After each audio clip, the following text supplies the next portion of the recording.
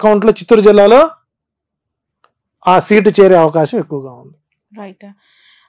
మరొకరు లోకేష్ వాళ్ళ తండ్రి గురించి చెప్పారు, మామయ్య గురించి చెప్పారు. కుమారుడు లోకేష్ పరిస్థితి ఏంటి మంగళగిరిలో? అంటే ఇక్కడ లోకేష్ గారి జాతక ప్రభావంలో ఒక ప్రధానమైన ప్లానెట్, రాజయోగాన్ని ఇచ్చేటువంటి ప్రధానమైనటువంటి గ్రహస్థితి ఏదైతే ఉందో అది పూర్తి స్థాయిలో 35% మాత్రమే అతను సపోర్ట్ చేస్తుంది. కారణం ఏంటంటే పూర్తి స్థాయిలో ఆ నియోజకవర్గం మీద పట్టు లేకపోవడం. ఓకే, నేను ఉండేది మంగళగిరిలోనే కాబట్టి మేము లోకల్గా ఉన్నటువంటి అబ్జర్వేషన్ చేస్తుంటాను. గతంలో ఆళ్లరామకృష్ణారెడ్డికి అంత స్వీప్లో కూడా మంగళగిరిలో ఓట్ బ్యాంకు ఆయనకి లేకుండా పోయింది. అతనికి ఏమొచ్చింది సరే పెదవట్లపూడి, దుగ్గిరాల, నందివేలుగు ఆ మండలాలు, కొంత పొన్నూరులో నుంచి కొన్ని కలుస్తాయి. వాటిలో నెగ్గుకుని బయటకు వచ్చారు. ఆ తర్వాత గెలిచాడు. ఆ తర్వాత మళ్ళీ మార్చారు, గంజి చిరంజీవికి ఇచ్చారు. గంజి చిరంజీవి టైట్ ఫైట్ జరిగింది. ఇప్పుడు అక్కడ పద్మశాలి ఓట్ బ్యాంక్ కీలకం. సుమారు 1,12,000 ఓట్లు పైన వాళ్ళవి ఉన్నాయి. రెండోది రాజకీయ నేపథ్యం ఉన్నటువంటి కుటుంబం. అటు మురుగుడు వారి ఎమ్మెల్సీ గారి కోడలు ప్లస్ కాండ్ర కమల యొక్క కూతురు, ఎడ్యుకేటెడ్, స్థానికంగా అందుబాటులో ఉంటారు. సో అక్కడ పద్మశాలి దేవాంగ ఓట్లు కీలకం. ఎప్పుడు సిపిఐ సిపిఎం కంచుకోటది. అటువంటి ప్రాంతంలో మేషరాశికి ఈసారి అనుకూల పవనాలు ఉన్నాయి. సో కాబట్టి ఇక్కడ లోకేష్ కూడా విజయం అనేటువంటిది నల్లేరుపై బండి నడకైతే కాదు. ఈసారి కూడా ప్రతికూల వాతావరణమే అక్కడ ఎక్కువ గోచరిస్తుంది. ఒకవేళ విధి వక్రించి కనుక గెలిస్తే 5,000 ఓట్లు బయటపడతాడు. అది కూడా కష్టమే. రైట్. ఇక పులివెందుల నుంచి పోటీ చేస్తున్న జగన్ గారి గురించి, అఫ్ కోర్స్ ఆయన్ని ఓడించాలని, ఆయనను కూడా రానేయకుండా అడ్డుకోవాలని ప్రయత్నాలు మామూలుగా కూటమి చేస్తూనే ఉండొచ్చు గాక, అతని గ్రౌండ్ రియాలిటీస్ మీకేమనిపిస్తూ ఉన్నాయి? అంటే గతంలో అసెంబ్లీ ఎన్నికలో 1,00,000 ఓట్ల మెజారిటీతో ఆయన గెలిచిన సందర్భాలు ఉన్నాయి. వ్యతిరేకత అంటే ఇక్కడ పులివెందులో ఉండేటువంటి ఓట్ బ్యాంక్ ఎప్పుడు కూడానండి చాలా దూరపు ఆలోచనతో ఉంటారు తప్ప తాత్కాలికంగా మాటలు, తాత్కాలికమైనటువంటి ఒడిదుడులు లొంగే మనుషులు అయితే కాదు. సరే, సర్వేలు చాలా మంది ఈసారి కడపలో పులివెందుల్లో జగన్మోహన్ గెలవడు అనేవాళ్ళు ఎక్కువ మంది ఉన్నారు. సో కుటుంబ సభ్యులే ఓడించడానికి సిద్ధంగా ఉన్నారు. కానీ అక్కడ విఘ్నత ఉన్నటువంటి రాజకీయ నాయకులు, ప్రతి ఓటర్ ఒక రాజకీయ నాయకుడు అనండి. కామన్ పీపుల్ దగ్గర మనం మైకి పెడితే వాళ్ళు చెప్పేటువంటి రాజకీయ సూక్తులు మనం పనికిరామండి. వాళ్ళు ఉత్తమ జర్నలిస్టులు అందరూ ఎవరంటే పులివెందుల పాపులేషన్ అండి. సో మెజారిటీ తగ్గిస్తారేమో కానీ ఓటమిని మాత్రం పులివెందుల ప్రజలు అంగీకరించరు.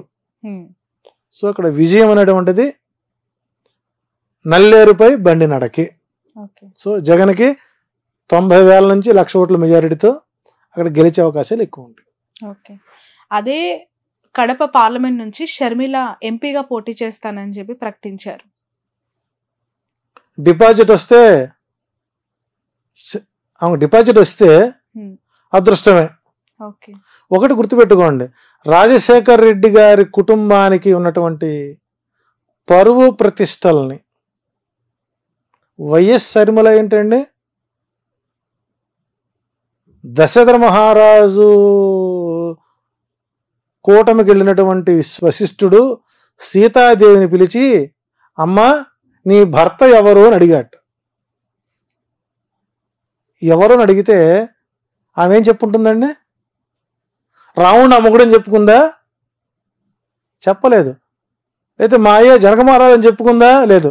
నేను దశరథ మహారాజు గారి కోడలండి అని చెప్పింది. దశరథ మహారాజు కోడలు అంటే నీకు పెళ్ళైనా నీవు నీ ఇంటి పేరు మార్చుకోకుండా నీ పుట్టింటి పేరునే పెట్టుకొని కట్టుకున్న మొగుడు యొక్క కుటుంబం యొక్క పేరు ప్రతిష్టలకి భంగం కలిగించే విధంగా నువ్వు వైఎస్ పేరు ఇంకా నువ్వు వాడుకుంటున్నావంటే ప్రజలు అక్కడ పిచ్చోళ్ళు ఏం కాదండి.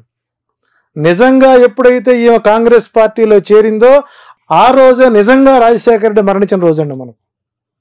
కాబట్టి అక్కడ ప్రజలు షర్మిలను రాజశేఖర రెడ్డి కూతురుగా మరిచిపోయారు. ఆమె ఒక డిపాజిట్ వస్తే ప్రజలు ఆమెను సమర్థిస్తారు, ఆమె డిపాజిట్ కూడా రాదండి అక్కడ. ఇప్పుడు జగన్మోహన్ రెడ్డి గారి ప్రభుత్వం అనుకూలంగా ఉంది రావటానికి 109 నుంచి 107 నుంచి 118 సీట్ల వరకు వస్తుంది. అది ఏ రకంగా ప్రిడిక్ట్ చేశారు? జగన్మోహన్ రెడ్డి జాతకం చూసా, లేదంటే ఆయన పుట్టిన birth year and date of birth తోనా, లేదంటే ఈ కూటమిలో ఉన్న ఈ కలిసిన ముగ్గురు లీడర్ల జాతకం బట్ట? ఇక్కడ 175 స్థానాలు, ఏ స్థానానికి ఆ స్థాన బలం. ఉదాహరణకి నెల్లూరు పార్లమెంట్ ఉంది.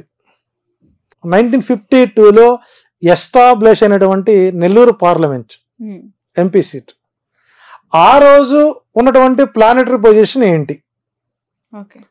యాజ్ పర్ యాజ్ మేధిని జ్యోతిష్యం ప్రకారం ఒక రాజకీయ ప్రొడక్షన్ చేయాలి అని అంటే ఆ ప్రాంతం ఎప్పుడు ఎస్టాబ్లిష్ అయింది, ఆనాటి గ్రహస్థితులేంటి, ఆనాటికి ఇప్పుడున్నటువంటి రాజకీయ నాయకుల యొక్క గ్రహస్థితులేంటి, పార్టీ ఆవిర్భావం ఏంటి, వ్యక్తిగత జాతకం ఎంతవరకు దోహదపడుతున్నటువంటి నిర్ణయాలు తీసుకున్నట్లయితే 2019లో 151 సీట్లకి ఆ భూమండలం ఆయనకు యోగించింది. సో 5 సంవత్సరాల సమయంలో ఆ గ్రహస్థితిలో అనేక రకాల మార్పులు వచ్చేసరి గురుమూడమే, శుక్రమూడమే, సూర్యచంద్ర గ్రహణాలు ఎక్కువ ఉన్నాయి, ముహూర్తాలు లేకపోవడం, కొంత అనుకూల గ్రహస్థితులు అనుకూల వాతావరణం లేకపోవడం, 2 శుభగ్రహాలకి 7 పాపగ్రహాలకి ఆధిపత్యాలు రావడం పూర్తి స్థాయిలో రాజకీయం మీద ప్రభావం పడుతుంది. 400 ఎంపీ సీట్లు కావాలనుకుంటున్న మోడీ గారికి కూడా ఈసారి ఎదురైతే ఎక్కువగా ఉంటుంది. 270, 280 వచ్చి ఆగిపోతాడు ఆయన కూడా. ప్రాంతీయ పార్టీల హవాలు ఎక్కువ అవుతాయి. సో కాబట్టి ఒక నియోజకవర్గంలో విజయ అవకాశాలు నిర్ధారణ చేయాలంటే ప్లస్ ఆ ప్రాంతంలో ఉండేటువంటి రేఖాగణితం మీద, లాంగ్ లాచిట్యూడ్ మీద, ఆ వ్యక్తి యొక్క అభిప్రాయం, ఆ పార్టీ యొక్క బలం ఆ ప్రాంతాన్ని క్రోడీకరించుకున్నప్పుడు మాత్రం చేయం. కాబట్టి రూరల్ ప్రాంతాలు ఏవైతే సముద్ర తీర ప్రాంతాలు ఉన్నటువంటి 900 కిలోమీటర్లు ఏవైతే ఉన్నాయో, రేడియేషన్ అవుతుందో, సముద్ర మట్టానికి 180 అడుగులు ఎత్తున్నటువంటి ప్రాంతాలు ఏవైతే ఉన్నాయో, ఇవన్నీ కూడా జగన్మోహన్ రెడ్డికి మేజర్ ప్లస్గా మారుతున్నాయి. కాబట్టి విజయం, పార్టీ విజయానికి అవకాశాలు ఎక్కువగా ఉన్నాయి. సో ప్రతికూల వాతావరణంలో ఈ రోజున గనక ఇప్పటికిప్పుడు చంద్రబాబు నాయుడు గారు లింగమనేని రమేష్ ఇల్లు గనక వదిలేసి, అప్పట్లోనే బస్సులో పడుకున్నాను, బాత్రూంలో పడుకున్నాను అని చెప్పుకున్నాడు కదా, అట్టాగా పడుకుంటూ ఆయన పార్టీ ఆఫీసులో కానీ లింగమనేని ఆక్రమిత స్థలంలో కానీ బీ ఫారం ఇస్తే ఓటమి పాలయ్యే వాళ్ళు 112 మంది ఉంటారండి. ఈ బీ ఫారం ఇచ్చే వరకు వీళ్ళు ఉంటారని నమ్మకం లేదు, కొత్త వాళ్ళు రాకపోరని నమ్మకం లేదు. సో కాబట్టి మేధిని జ్యోతిషం ప్రకారం జగన్మోహన్ రెడ్డి డైమండ్ షేప్లో ఆయన వజ్ర వ్యూహాన్ని అవలంబిస్తున్నారు. ఆ వజ్ర వ్యూహం ఎఫెక్ట్ ప్రతిపక్ష కూటమిపై పడింది. కాబట్టి ప్రతిపక్ష కూటమి నిలబలు చేసేటువంటి తప్పులే జగన్మోహన్ రెడ్డి విజయానికి పునాదులు అవుతాయని చెప్పచ్చు. సింపుల్గా చెప్పాలంటే వాలంటరీ వ్యవస్థ. నిన్నటిదాకా ప్రభుత్వపు సర్వెంట్స్, ఈ రోజున వాళ్ళు ఇండిపెండెంట్ క్యాండిడేట్స్. అప్పుడు ఆల్రెడీ మొదలుపెట్టారు, మేము ఫంక్షన్ ఇద్దాం అనుకున్నాం, చంద్రబాబు గారు సగ్గడ్డల రమేష్ గారి చేత ఈసీ కంప్లైంట్ ఇచ్చారు, కాబట్టి మేము మీకు ఇవ్వలేకపోతున్నాం,